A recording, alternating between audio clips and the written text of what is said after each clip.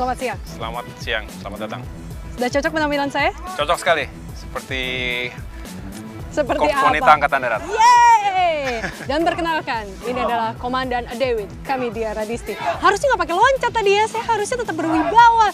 Tapi ya sudahlah ya, namanya wibawa itu kayaknya memang harus dibentuk dengan perjalannya waktu ya.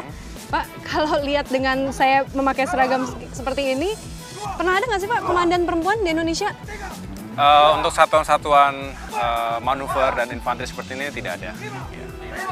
Jadi bagaimana dengan penampilan saya hari ini? Rambut sih sudah hampir cocok ya kan? Tinggal gagahnya aja ditambah dengan latihan TRX. Betul nggak? Ini latihan TRX betul Pak? Betul, ini adalah latihan TRX, Tactical Suspension Training. Jadi kita mencoba mengadopsi latihan yang dilakukan oleh beberapa militer elit di dunia. Yang jelas ini untuk memperkuat core muscles kita.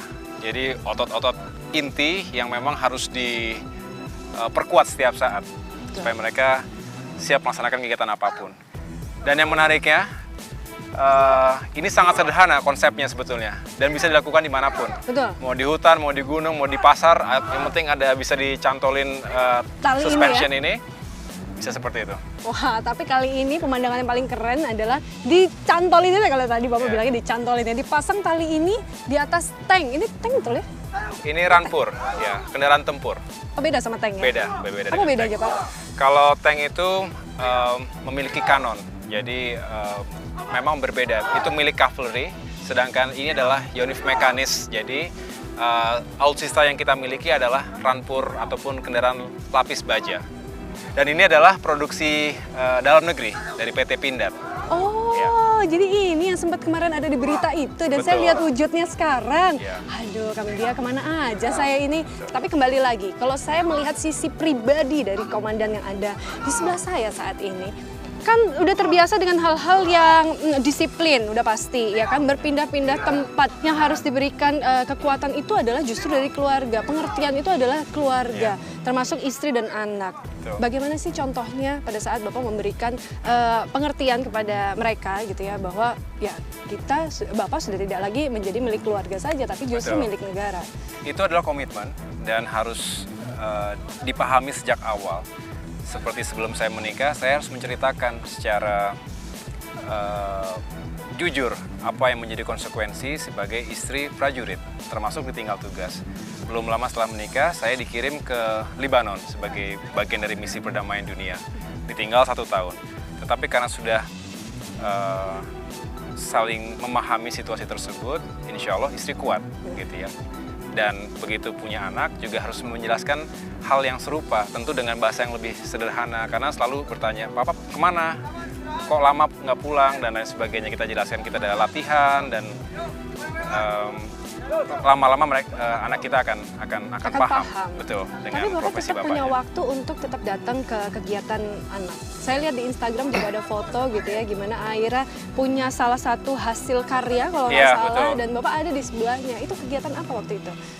Saya berupaya jika memang bisa, walaupun hanya 1/4 jam atau setengah jam, jika memang anak sedang ada mini project, misalnya membuat karya seni, kreativitas tertentu dipamerkan di kelas dan sekolahnya, saya berupaya untuk mengapresiasi itu sambil memberikan semangat bahwa apa yang dilakukan luar biasa dan mudah-mudahan itu bisa memompa terus kreativitas anak saya begitu. Walaupun sebentar, jadi saya selalu memegang prinsip yang juga disampaikan oleh kedua orang tua saya. Yang penting adalah kualitas pertemuan, bukan kuantitasnya. Kadang-kadang sering bertemu tapi juga nggak berkualitas, lebih baik cuma sebentar tetapi meaningful. Kita bertanya, kita tahu progresnya, kita bisa mengapresiasi secara baik. Tapi kalau zaman dulu itu biasanya, kalau orang-orang tuh bilang, aduh anaknya tentara, wah ini pasti didikannya tentara banget, disiplin banget. Akhirnya apakah juga mendapatkan pendidikan seperti itu atau justru? Harus, kadang-kadang memang kasihan, cuman kita berdua, saya dan istri saya harus juga punya prinsip yang dengan disiplin, seseorang itu bisa tumbuh dengan baik dan bertanggung jawab. Dan itu juga harus dilakukan pemahaman itu sejak kecil. Karena kalau begitu sudah dewasa, maka kita sudah tidak bisa banyak mempengaruhi karakter seseorang. Tapi kalau dari kecil, tanamkan disiplin, tanggung jawab, kemudian juga menghormati orang tua dan sesama, itu akan menjadi bekal yang sangat baik untuk nilai-nilai dasar menjadi pondasi untuk anak ya. Betul, betul Nantinya sekali. ke depannya dia akan tetap kuat mental. Iya, Seperti itu mungkin betul. ya. Apalagi akhirnya perempuan ya Iya, kan. iya. Perempuan satu-satunya untuk saat ini. Betul. Tapi yang saya tahu juga Bapak itu punya sisi yang cukup romantis ya. Nggak cuma sisi romantis terhadap istri ya kan. Ada kayaknya banyak juga di Instagram kita bisa lihat pujian-pujian diberikan kepada istri, kepada orang tua, kepada ibu tercinta, dan salah satunya adalah sudah saya bawa.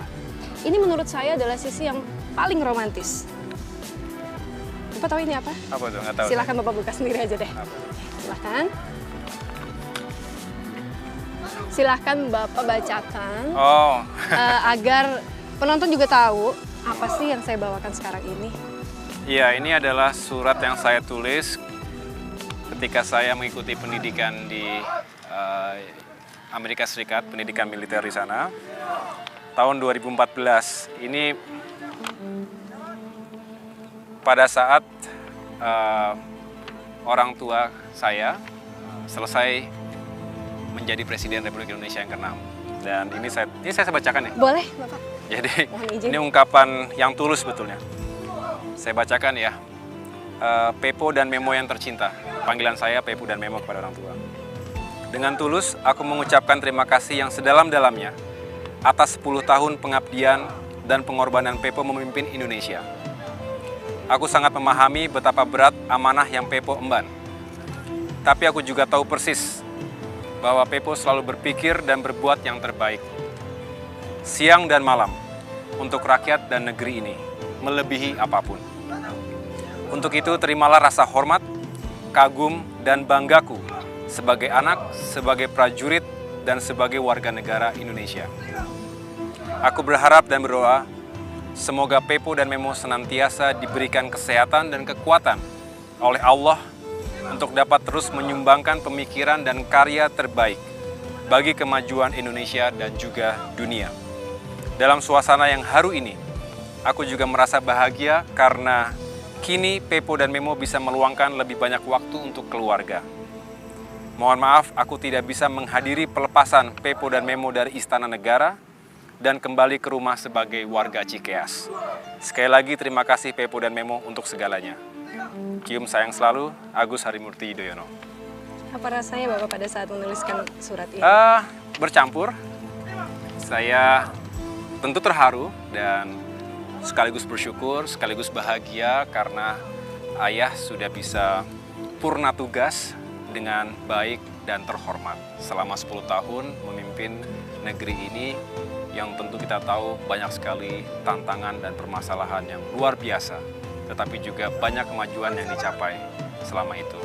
Nanti kita masih akan lanjutkan obrolan ini setelah kita menyaksikan TRX. Apalagi yang belum kita lihat berarti Pak? Kita mungkin ada melihat sedikit latihan untuk penguatan kaki ya, jadi berlari kemudian menaiki sedikit bukit. Itu juga sangat kita perlukan untuk menyiapkan kemampuan kita untuk melaksanakan patroli jarak jauh dan juga pengejaran. Oke, kalau gitu jangan kemana-mana. Tetap bersama kami, Adewit. Masih bersama. Mayor Infantri Agus Harimurti Yudhoyono.